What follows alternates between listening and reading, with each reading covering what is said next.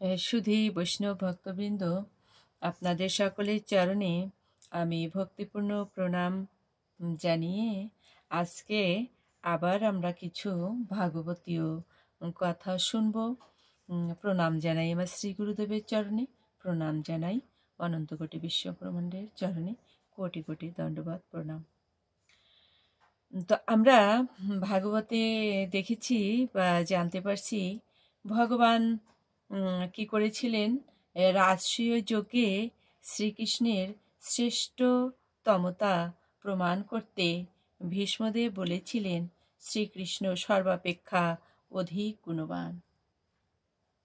গুণে তিনি সমস্ত বৃদ্ধগণকে অতিক্রম করেছেন। বেদ বেদান্ত বিজ্ঞানে তিনি ব্রাহ্মণ বৃদ্ধগণকে অতিক্রম করেছেন। শৌর্যে বীর্যে তিনি ক্ষত্রিয় বীরগণকে অতিক্রম করেছেন। সাহিত্য সম্রাট বঙ্কিমচন্দ্র শ্রীকৃষ্ণকে আদর্শ মানব বলেছেন। মহামানবের যে সকল গুণাবলী থাকা উচিত সেগুলো সর্বাঙ্গীন অনুশীলন শ্রীকৃষ্ণচন্দ্র পূর্ণভাবে দৃষ্ট হয়। এই হেতু শ্রীকৃষ্ণকে কেহ কেহ অতি মানব বা দিব্য মানব বলে। আবার দেখা যায় শ্রীকৃষ্ণ নারায়ণের অংশাবতার এই মর্মে আলোচনা। দ্রৌপদীর বিবাহের প্রাক্কালে অর্থাৎ বিবাহের সময়ে বেদব্যাস দ্রুপদকে বলেন, ভগবান নারায়ণ নিজের দুখানি কেশ, একখানি শ্বেত অপরখানি কৃষ্ণ উঠিয়ে ফেলেন। ওই কেশোদায় যদুকুলস্ত্রী রোহিণী ও দেবকীর গর্ভে প্রবেশ করে সেই কেশ দুটি, অর্থাৎ মাথার কেশ। শ্বেতকেশ বলরাম ও কৃষ্ণকেশ কৃষ্ণ হয়ে জন্মগ্রহণ করেন। এই কথা বিষ্ণু পুরাণেও আছে, শ্রীমদ্ ভাগবতেও আছে। দ্বিতীয় স্কন্ধ, দ্বিতীয় অধ্যায়, সপ্তম স্কন্ধ এবং ২৬ নং শ্লোক।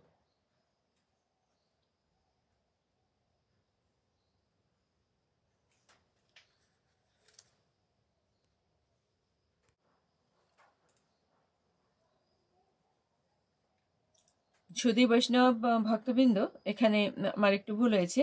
শ্রীমদ্ ভাগবতের দ্বিতীয় স্কন্ধ, সপ্তম অধ্যায় আর ২৬ নং শ্লোকে আবার শোনা যায় শ্রীকৃষ্ণ নারায়ণ হচ্ছেন ঋষির অবতার। ভাগবতে মৈত্রী ঋষি বলেছেন, ভগবান হরির দুই অংশ, নর ও নারায়ণ ঋষি। এই সময় পৃথিবীর ভার বিনাশের জন্য কুরুবংশে ও যদুবংশে কৃষ্ণদয় রূপে কৃষ্ণ ও অর্জুন এই সংসারে এসেছেন। এই নরনারায়ণ ঋষির প্রসঙ্গ মহাভারত বহু স্থলেই আছে বা আমরা দেখেছি। শ্রীমদ্ ভাগবত তাহার সারোচ্ছার সিদ্ধান্ত প্রথম স্কন্ধে তৃতীয় অধ্যায়ে সুষ্ঠুভাবে ব্যক্ত করেছেন। এতে চাংশু কালহ পুংসঃ কৃষ্ণস্ত ভগবান স্বয়ং মাৎসাদিয়া পর সকল পুরুষের অংশাবতার। শ্রীকৃষ্ণ স্বয়ং ভগবান। শ্রী চৈতন্য চরিতামৃতকার এই শ্লোক সম্বন্ধে বলেছেন, পরিভাষা রূপে ইহার সর্বত্রাধিকার। যদিচ ভাগবত কোনো কোনো স্থানে শ্রীকৃষ্ণকে অংশাবতার বলা হয়েছে, ভাগবতে শ্রীতকৃষ্ণ কেশের কথা আছে, তথাপি কৃষ্ণস্থ স্বয়ং ভগবান, কৃষ্ণস্থ ভগবান স্বয়ং। এই মহাবাক্য সর্বোপরি বিরাজমান রহিবে।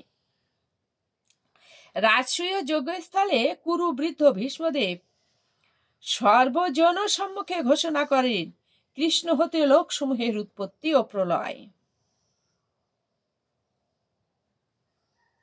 কৃষ্ণ সৃষ্টি করেছেন বলেই এই বিশ্ব প্রপঞ্চ চরাচর আছে। তিনি অব্যক্ত প্রকৃতি ও সনাতন কর্তা।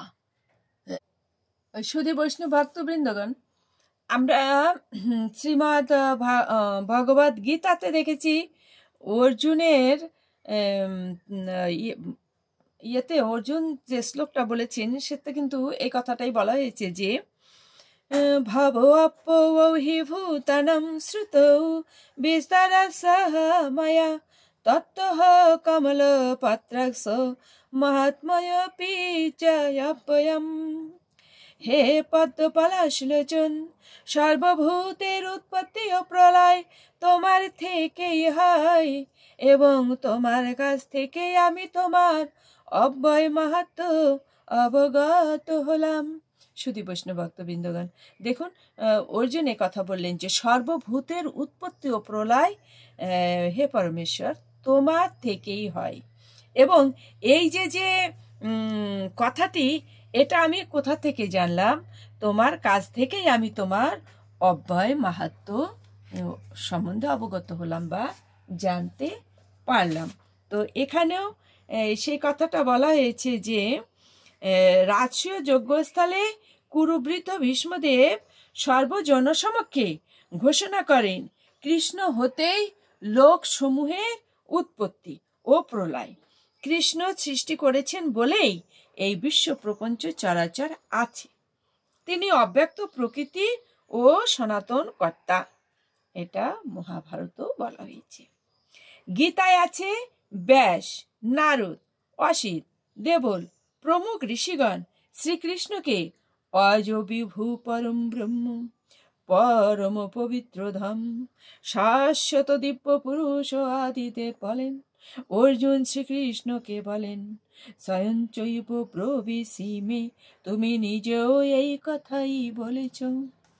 যুধিষ্ঠিরের একটি উক্তি হতে জানা যায় সেই কালের সমস্ত রাজন্যবর্গ কৃষ্ণকে নারায়ণ স্বীকার করত। অয়ম নারায়ণ শ্রীমান সর্বপার্থিব সম্মত। তৎকালীন রাজন্যবর্গ প্রায় সকলেই শ্রীকৃষ্ণকে ভগবান মানতেন। প্রায় বললাম এজন্য শ্রীকৃষ্ণ না মানা লোকও ছিল। পূর্বে বলেছি কংস, জরাসন্ধ, শিশুপাল, দন্তবক্র এই গোষ্ঠী কৃষ্ণকে মানা তো দূরের কথা, সর্বদা বিরোধিতা করত। তাছাড়া পুণ্ড রাজ্যে রাজা ঘোষণা করেন তিনি বাসুদেব, শ্রীকৃষ্ণ নহেন। তিনি বাসুদেব মানে কি, এই পুণ্ড রাজ্যের যিনি রাজা তিনি ঘোষণা করতেন যে তিনি নিজেই ভগবান, নিজেই বাসুদেব, শ্রীকৃষ্ণ নন। পুণ্ড রাজ্যের রাজা কোনো সময় শ্রীকৃষ্ণের নিকট দূত পাঠান যে আমি একমাত্র বাসুদেব। প্রাণীগণের প্রতি অনুকম্পার তো পৃথিবীতে অবতীর্ণ হয়েছি, দেখেছেন, নিজেকে ভগবান বলে জাহির করছেন। তুমি মিছিমিছি আমার নাম ও চিহ্নসমূহ ধারণ করছো। কাকে বলছে? এই শ্রীকৃষ্ণকে বলছে। যদি বেঁচে থাকতে চাও, শ্রীকৃষ্ণকে বলছে, যদি বেঁচে থাকতে চাও এই সকল পরিত্যাগ করে আমার শরণ গ্রহণ করো। দূত মুখে তা শুনে পরিহাস করে তাকে শ্রীকৃষ্ণ বললেন তোমার রাজাকে বলো যে আমি তার পুরীতে গমন করব এবং তার কথা মতো চিহ্নাতি পরিত্যাগ করব। যে দূতের কাছে সংবাদ পাঠালেন কুরু রাজ্যের সেই পুণ্ড রাজ্যের সেই রাজা, তখন সেই দূতের কাছে শ্রীকৃষ্ণ এই কথা বললেন। দূত চলে গেলে পরে শ্রীকৃষ্ণ যথাশীঘ্র সসৈনিক পৌণ্ড্রকের বিরুদ্ধে যুদ্ধ যাত্রা করলেন। পৌণ্ড্রক বাসুদেব সৈন্য লইয়া শ্রীকৃষ্ণ ভিমুখে যাত্রা করেন। তার মিত্র কাশী রাজা সসৈন্যে তার সহায় হন। কাশীর পশ্চিম ভাগে যুদ্ধ হয়। যুদ্ধে শ্রীকৃষ্ণ পৌণ্ড্রকের ও কাশীরাজের সম্মিলিত সৈন্যদের বিধ্বস্ত করে তাদের উভয়ের বধ সাধন করেন। রাজসূয় যোগে সমাগত বিশিষ্ট ব্রাহ্মণগণের পদ প্রক্ষালনের ভার নিয়েছিলেন শ্রীকৃষ্ণ। ইহা শ্রীকৃষ্ণের পক্ষে মহত্বের পরিচয়। লোকশিক্ষার্থ তিনি এটা করেছিলেন। কি রাজসূয় যজ্ঞে যখন রাজসূয় যজ্ঞ করেছিলেন, এটা আমরা মহাভারতে দেখতে পাই যুধিষ্ঠির। তো সেই রাজসূয় যজ্ঞে যে 5 ভাই ছিল ওনারা সকলেই কিছু না কিছু দায়িত্ব পালন করেছিলেন। আর শ্রীকৃষ্ণ যে দায়িত্বটা পালন করেছিলেন সেখানে সমাগত যত বিশিষ্ট ব্রাহ্মণ বৈষ্ণবগণ আসবেন সকলের চরণ ধৌত করবেন, এবং সেটা তিনি করেছিলেন। করে তিনি কি করেছিলেন, এটাকে লোক শিক্ষার্থে জগৎ মাঝে তিনি এটা প্রচার করেছিলেন, জানিয়েছিলেন। এই জন্যই বলছি যে চৈতন্য চৈতামৃততে এটা আছে যে আপনি আচরি ধর্ম জীবেরে শিখায়, অর্থাৎ আমাদের শিক্ষার জন্য তিনি এটা করেছিলেন। ব্রাহ্মণগণ বৈষ্ণবগণ এনারা শ্রদ্ধেয়, অবশ্যই এনাদের চরণ ধৌত করে চরণামৃত পান করা উচিত। দ্বারকা লীলাকালে শ্রীকৃষ্ণের নামে মিথ্যা অপবাদ রটেছিল যে তিনি সামন্তক মণির লোভে সত্রাজিতের ভাই প্রসেনজিৎকে বধ করে মণিটি হস্তগত করেছেন। দ্বারকা লীলায় কি দেখা যায়? শ্রীকৃষ্ণের নামে একটা মিথ্যা অপবাদ রটনা হয়েছিল। কি সেটা? যে উনি সামন্তক মুনি কি করেছেন? সামন্ত মুনির লোভে সত্রাজিতের ভাই প্রসেনজিৎকে বধ করেছেন। যারা এই অপবাদটি রটিয়েছিল ও বিশ্বাস করত, তারা নিশ্চয়ই শ্রীকৃষ্ণকে ভগবান বলে বিশ্বাস করত। এই অপবাদ দূর করবার জন্য শ্রীকৃষ্ণ যুদ্ধ করেছিলেন এবং মণি উদ্ধার করেছিলেন। মণি উদ্ধার করে প্রকৃত মালিককে তিনি সেটা অর্পণ করেছিলেন। পরবর্তীকালে বৈষ্ণব মহাজনদের পদ পদাবলিতে শ্রীকৃষ্ণের নানা মিথ্যা অপবাদ দৃষ্ট হয়। যেমন শ্রীকৃষ্ণ মথুরার রাজা হয়েছেন, শ্রীকৃষ্ণ কুব্জাকে পাটরানি করেছেন। বস্তুত শ্রীকৃষ্ণ কখনো রাজ সিংহাসনে আরোহণ করেননি। তো দেখুন সুধী বৈষ্ণব ভক্তগণ, এগুলো তো আমাদের অবশ্যই জানার বিষয় আছে, আমরা এগুলো জানবো। আমরা শুধু যে বৃন্দাবন লীলাটা জানবো না তা নয়, কিন্তু এগুলো আমাদের জানার বিষয়। কুব্জাকে কখনো রানী করেন নাই, ইহা সর্বৈব ভ্রান্ত। কিন্তু এইসব পদাবলী কীর্তনিয়াগণ গান করেন ও সজ্জনগণ আসরে বসে নির্বিপদে গলদকরণ করেন। যাই হোক, অধুনা কালেও কৃষ্ণ নিন্দুক লোক আছে, কৃষ্ণ সম্পর্কে শুধু নিন্দা করেন। প্রাচীনকালে শ্রীকৃষ্ণের সমসাময়িক কালেও কম ছিল না। শ্রীকৃষ্ণের তিরোভাব লীলা 11 স্কন্ধে বর্ণিত আছে। প্রথমে মৌসল লীলায় উনি লীলা করেছিলেন। মৌসল লীলায় যদুবংশ ধ্বংস করান, পরস্পর দ্বারা পরস্পরকে নিজেদের ভিতরে নিজেরাই। মৌসল পর্বে কি করেছিলেন? ওনারা ধ্বংস হয়েছিলেন। বলরাম সমুদ্রের বেলাভূমিতে উপবেশন করেন, ধ্যানযোগ অবলম্বন করে আত্মাতে আত্মা সংযোগ করেন এবং মনুষ্যলোক পরিত্যাগ করেন। কি হলো? উনি ইহলীলা ত্যাগ করেছিলেন এভাবে।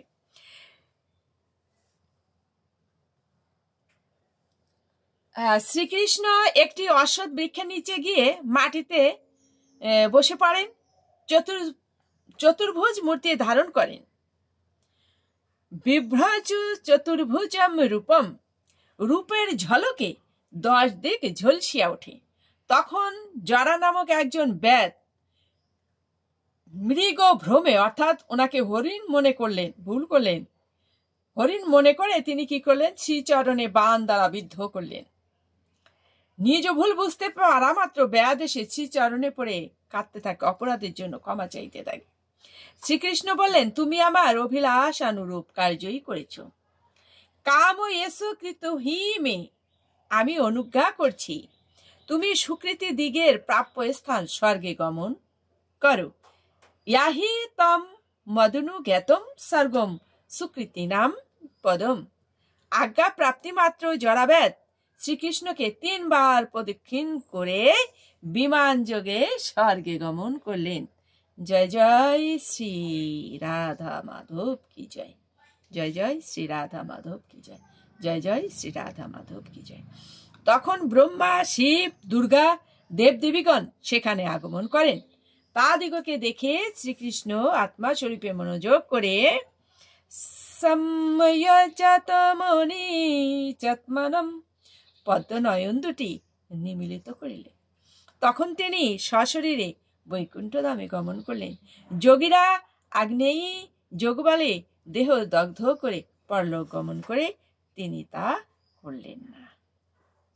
তিনি ইচ্ছা করলে কি করতে পারতেন? যোগবলে দেহ ত্যাগ করতে পারতেন, দেহ ত্যাগ করে পরলোকে তিনি গমন করতে পারতেন, কিন্তু তিনি সেটা করলেন না। আমরা পূর্বেই জেনেছি, মহাভারতের মতে শ্রীকৃষ্ণ বলরাম মৃতদেহ অর্জুন খুঁজে এনে সেটা সৎকারের কার্যটা করেছিলেন। শ্রীমদ্ ভাগবত মতে শ্রীকৃষ্ণ সশরীরে অন্তর্ধান করেছেন। এই অন্তর্ধান লীলা দেবতাগণ পর্যন্ত দেখতে পাননি, কেবল পার্শ্বদগণ দেখেছেন। এই লীলার স্থান প্রভাস তীর্থ। প্রভাসের পরিচয় ভাগবত দিয়েছেন যত্র প্রত্যক সরস্বতী, যেখানে সরস্বতী পশ্চিম বাহিনী হয়েছেন। মহাভারতও বলেছেন সরস্বতীর সঙ্গমে। 5 খণ্ডে দশম স্কন্ধ শেষ হয়েছিল। এই খণ্ডগুলি প্রকাশের সুবিধার জন্য 5 ভাগ। তো দশম স্কন্ধে কিন্তু শ্রীকৃষ্ণ লীলা শেষ হয় নাই। একাদশ স্কন্ধ বলা হয়েছে লীলা পূর্ণভাবে বলা হয়। তো মহাভারতে যে রূপে শ্রীকৃষ্ণ নিজ জ্ঞান ভাণ্ডার হতে সারতত্ত্ব আহরণ করে শ্রীমান অর্জুনকে শুনিয়েছেন গীতা রূপে, শ্রীমদ্ ভাগবতেও সেই রূপ তিনি নিজ অনুভূত জ্ঞানখানির সারতত্ত্ব শ্রীমান উদ্ধবকে শুনিয়েছেন।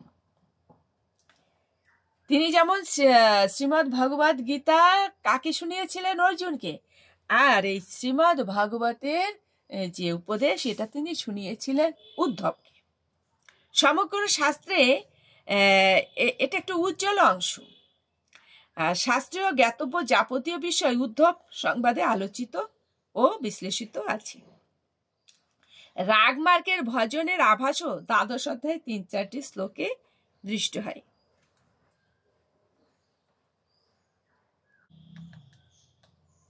সুধী বৈষ্ণব ভক্তবৃন্দ, আমরা যে কথা শুনলাম ভাগবতের কথা, যে ভগবান শ্রীকৃষ্ণের যে রাজকীয় যে কার্যকলাপ এবং সামাজিক যে কার্যকলাপ, মানবিক কার্যকলাপ, এগুলো আমরা জানলাম। তো আজকে এ পর্যন্তই। পরবর্তী হবে, আবার আপনাদের সঙ্গে দেখা হবে আমার পরবর্তী ভিডিওতে। আজকে আবার আপনাদের শ্রদ্ধা জানিয়ে আমি এখানে রাখছি। আপনাদের শ্রীচরণে রইল আমার ভক্তিপূর্ণ প্রণাম। প্রণাম জানাই আমার শ্রী গুরুদেবের চরণে, প্রণাম জানাই ভগবানের চরণে।